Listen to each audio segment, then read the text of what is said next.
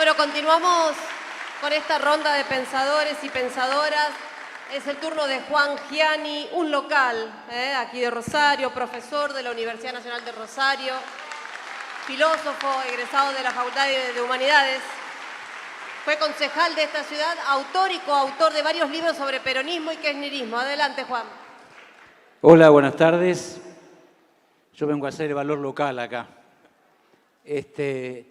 Bueno, muchas gracias a Agustín por la invitación y en carácter de militante del Frente de Todos de la provincia de Santa Fe, un agradecimiento a los visitantes, ¿no?, de la mesa y al resto de los invitados que vinieron de otra parte de nuestro país. Muchas gracias por compartir esta jornada con nosotros. Bueno, y cuando pensaba en qué hablar, parto de un diagnóstico, ¿no? Y el diagnóstico es que veo confusión y desánimo. Veo confusión y desánimo. Entonces, lo que pensé es, yo escribí 10 tesis contra la confusión y el desánimo. Ese es el título de mi... Si esto fuera un congreso, uno va a un congreso y le pregunta, ¿cuál es el nombre de tu ponencia?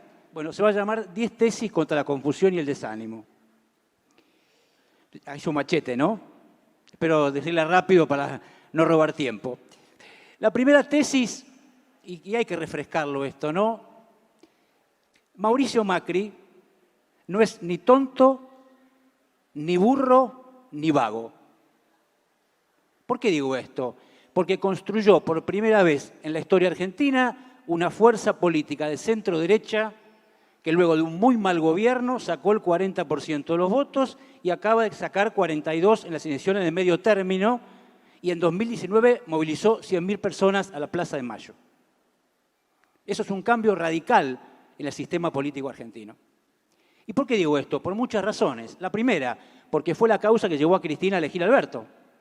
Otra Argentina, otra sociedad, otra relación de fuerza. ¿Cuál es la principal diferencia entre este gobierno y el gobierno de Néstor y de Cristina Kirchner?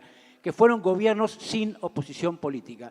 Había oposición del factor de poder, pero el sistema político, desperdigados y decadentes. Esto no ocurre, no es la realidad argentina hoy. Entonces, cuando se habla de tibieza, moderación, palabra muy meneada, digo, hay que hacer un cálculo de realismo político. Eduardo mencionó Vicentín, que es la herida narcisista de Frente de Todo, Vicentín. ¿Por qué no avanzó Vicentín? Porque no teníamos los votos en el Parlamento, compañero. ¿Por qué no podemos modificar la Corte Suprema de Justicia? Porque no tenemos los votos en el Parlamento. Si hoy renunciaran todos los miembros de la Corte Suprema de Justicia y hubiera que reformarla, habría que pactar a sus integrantes conjunto para el cambio. No habría 5 zafaronis. Habría un Sapsay, habría un, ¿cómo se llama?, Gilavedra. Esa es la situación. Escuchaba a Roberto Feletti diciendo hay que poner retenciones móviles. Suscribo, estoy totalmente de acuerdo. Si mandamos un proyecto al Parlamento o retenciones móviles, Junto para el Cambio lo va a agarrar, va a hacer un bollito y lo va a tirar a la basura. Tesis 2. A Alberto le tocó bailar con la más fea. A Alberto le tocó bailar con la más fea. La más grande pandemia de la historia de la modernidad. La más grande pandemia de la historia de la modernidad.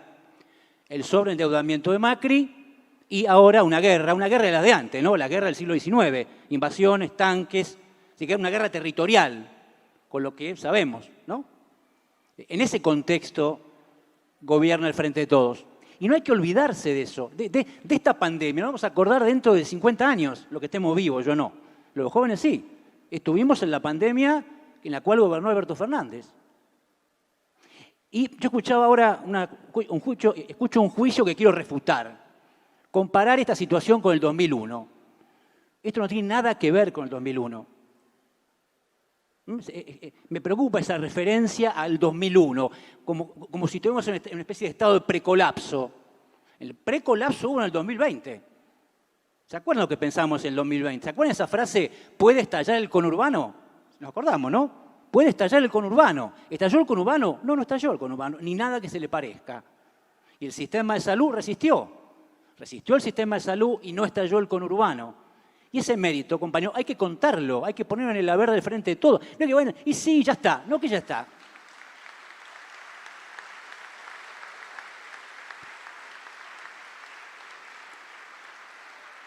Y digo esto que me parece muy importante, y esto va para los militantes. Yo en todas las fuerzas políticas del mundo, las que yo conozco, de centro, de derecha, de izquierda, acá en la China, en Mongolia, funcionan de la siguiente manera. Disimulan sus defectos y exhiben sus virtudes. El Frente de Todos funciona al revés. Disimula sus virtudes y exalta sus defectos. Eso yo no lo vi nunca.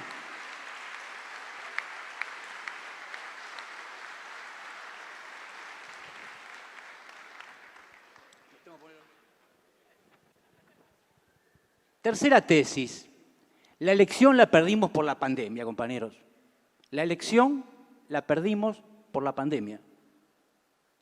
Quiero decir, con todo respeto, no perdimos la elección por un supuesto ajuste por el cual perdimos 4 millones de votos. No es así. No comparto esa idea.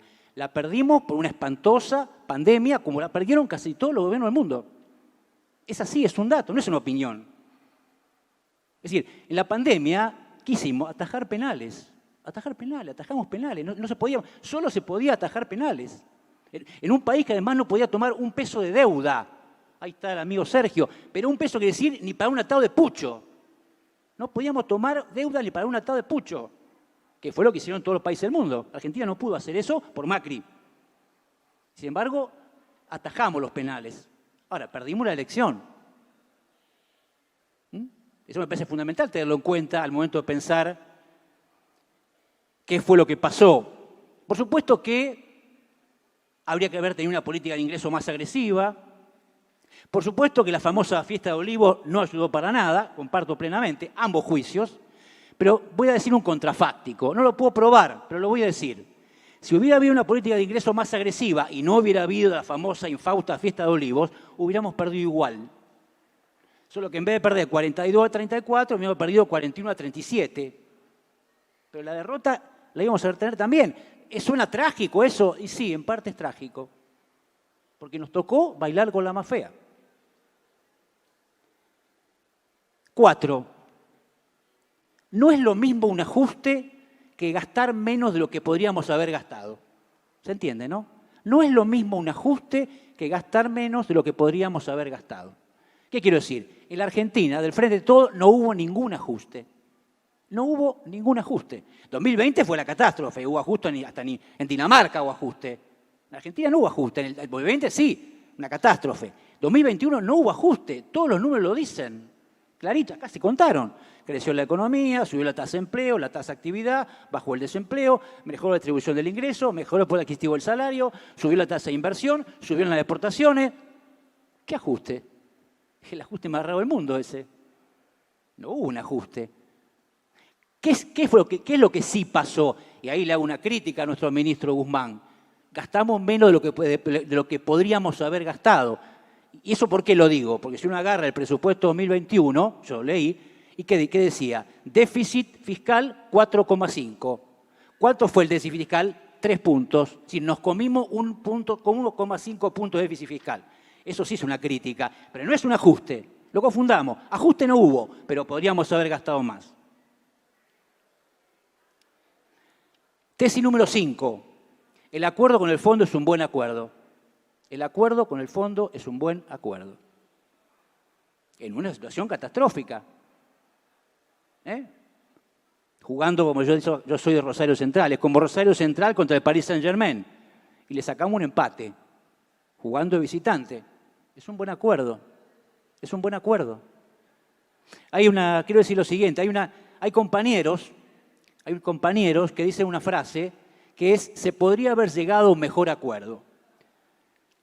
Yo pensaba, Ricardo, que somos compañeros de disciplina, se va a acordar de los positivistas lógicos, ¿no? Los positivistas lógicos decían que hay tres tipos de proposiciones: las verdaderas, las falsas y las que carecen de sentido. Las que carecen de sentido son las que no se pueden demostrar si son verdaderas o falsas, porque no hay evidencia empírica ni histórica. Entonces, la afirmación otro mejor acuerdo era posible es una posición que carece de sentido, porque no hay ninguna demostración, ni histórica, ni política, que indique que otro acuerdo mejor era posible. Ahora, yo digo, si es una proposición que carece de sentido, no nos dividamos por eso. No dividamos al Frente de Todos por una proposición que carece de sentido. En todo caso,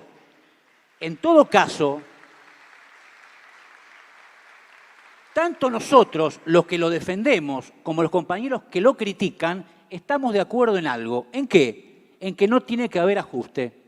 ¿Sí? No tiene que haber un ajuste. Pues bien, ¿en qué hay que ponerse de acuerdo? En que no haya un ajuste. Es decir, que todos le hagamos pressing a Guzmán, a Culfas, a Cecilia Todesca, a Alberto Fernández. Pressing. Muchachos, no ajusten. Pero cumpla lo que prometieron, que es no ajustar. Y esa es la tarea de la militancia. Muchachos, no nos caguen. Nosotros pasamos el acuerdo, pero no nos caguen.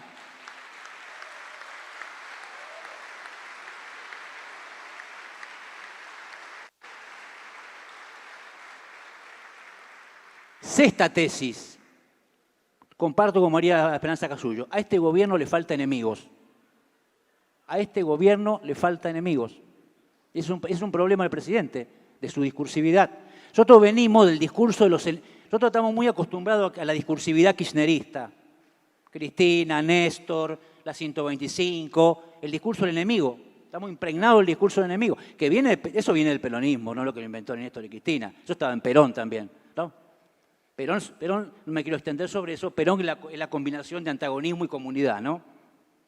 No me voy a extender sobre eso, pero eso viene de Perón. El peronismo es antagonismo. Al frente de todo le falta antagonismo, le falta adversarios. Entonces hacen falta adversarios. Por ejemplo, el tema de los formadores de precios. Acá está Claudio Escaleta, que siempre nos explica que el problema de la inflación no es de los formadores de precios. Está bien. Ahora, hay formadores de precios que son bastante hijos de puta, ¿no?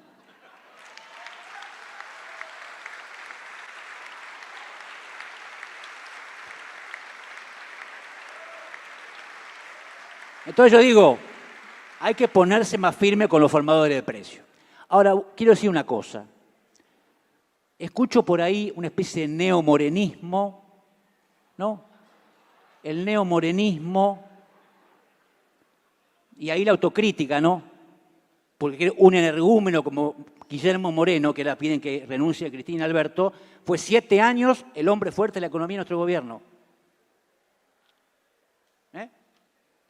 Hay que acordarse eso. Entonces, Guillermo Moreno, ¿cómo era la política de formador de precios de Guillermo Moreno? Guillermo Moreno Guillermo Moreno que nunca apoyó la economía popular, ni la desconcentración, cero, hablemos en serio. Se juntaba con los formadores de precios, decía, ¿cuánto vale el azúcar? 5, ¿no? Acuerdo de precio. Entonces, lo llamaba el inspector general y decía, Guillermo, Arcor la puso a 8.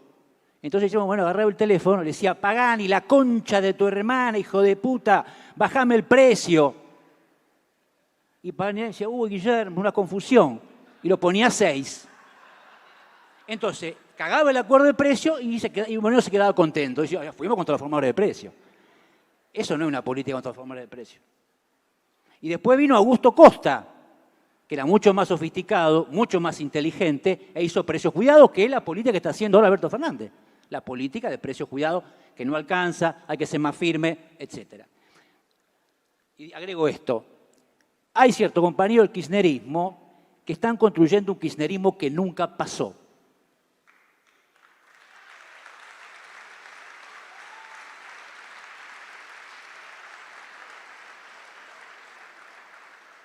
Séptima tesis, voy terminando.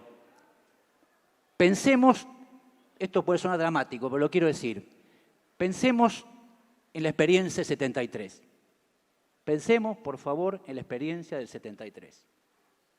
Acá no hay un Perón, no hay un López Rega, no hay organizaciones armadas, no hay Videla, pero hay cierta dinámica de la política actual que me está haciendo acordar al Frejulio del 73. Empiezo a escuchar la palabra traidor y cuando aparece la palabra traidor, de esa palabra no hay retorno.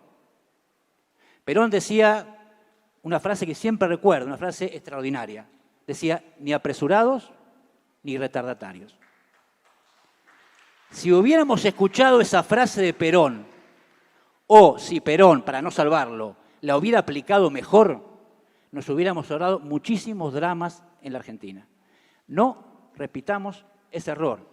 ni apresurados ni retardatarios. Por supuesto, todos me dirán, acá no hay un Perón, Alberto y Cristina están lejos de ser Perón, pero es lo que hay.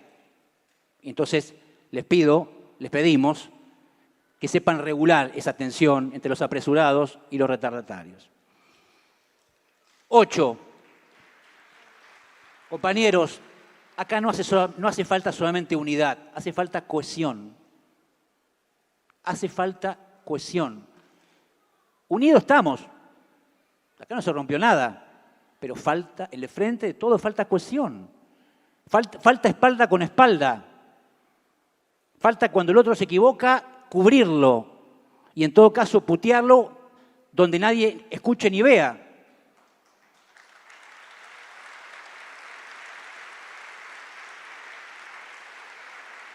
Ninguna fuerza política en el mundo puede triunfar en una elección si no tiene cohesión.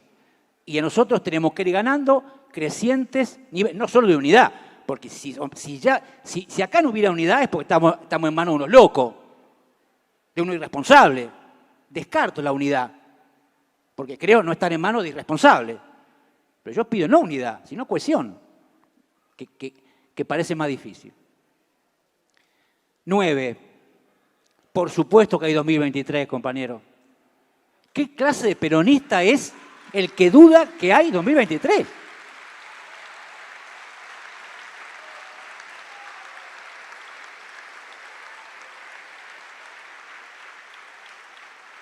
¿El peronismo qué es el peronismo? La base, el ABC, la genética del peronismo.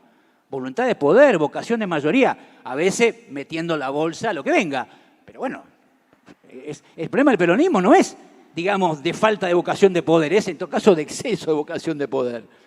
¿No? Entonces, eso está en la génesis del peronismo. ¿Cómo alguien se puede preguntar eso? No me entra en la cabeza. Faltando 1 año y medio para una elección, manejando el aparato del Estado.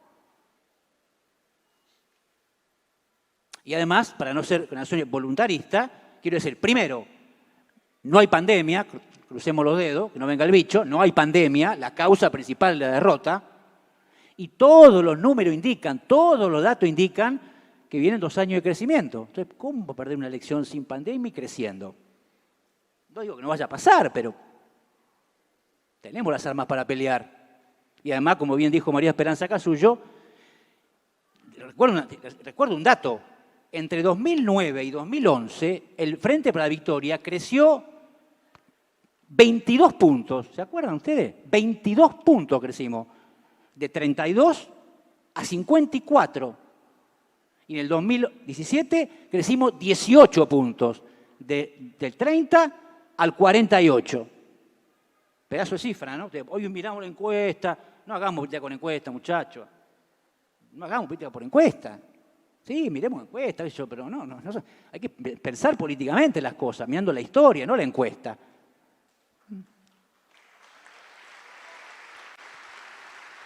Y lo último, y ahora termino. Y en esto quiero ser contundente. Y todos más o menos habrán advertido cuál fue el sentido de mi exposición, ¿no? Ah, bueno. Es mi estilo de hablar, ¿vio? La 10ª hipótesis. Hace falta un giro en la política económica. Hace falta un giro en la política económica. Y lo voy a explicar. Esto que voy a decir son estadísticas. No es el clima del supermercado, lo que me dice el changuito, lo que me dijo mi tía Porota, no. Estadísticas públicas. En el año 2021, los salarios le ganaron a la inflación. Es decir, Alberto cumplió su palabra. Los salarios le ganaron a la inflación. 53, algo a 50, estadística pública, 53, algo a 50, algo. Y las jubilaciones y pensiones le ganaron a la inflación. 52, algo a 50, algo. Ahora, claro, cuidado. Si uno entra a la estadística, ¿con qué se encuentra? Con que los salarios registrados, que son el 60 y pico % de la economía, le ganaron por más, por 6 puntos, 56, algo a 50, algo. Ahora, cuando agarrás los salarios informales, perdieron como en Camboya, 40, algo a 50, algo. 30 y pico % de la economía. ¿Qué es esa economía? Eso es Juan Pueblo, compañero. Esa es la base histórica del peronismo. Entonces, si habiendo crecido la economía 10.3, habiendo bajado el desempleo, etcétera, etcétera, etcétera, el 30 y pico % de la economía, que es nuestra base electoral, que es Juan Pueblo, perdió 10 puntos, quiere decir que si hacemos lo mismo, va a pasar lo mismo y por lo tanto vamos a perder las elecciones. Entonces, si queremos ganar las elecciones, hay que hacer muchas cosas, pero hay que hacer básicamente una. Hay que meter ingreso, hay que tener otra política de ingreso mucho más agresiva en el sector, en Juan Pueblo, en Juan Pueblo.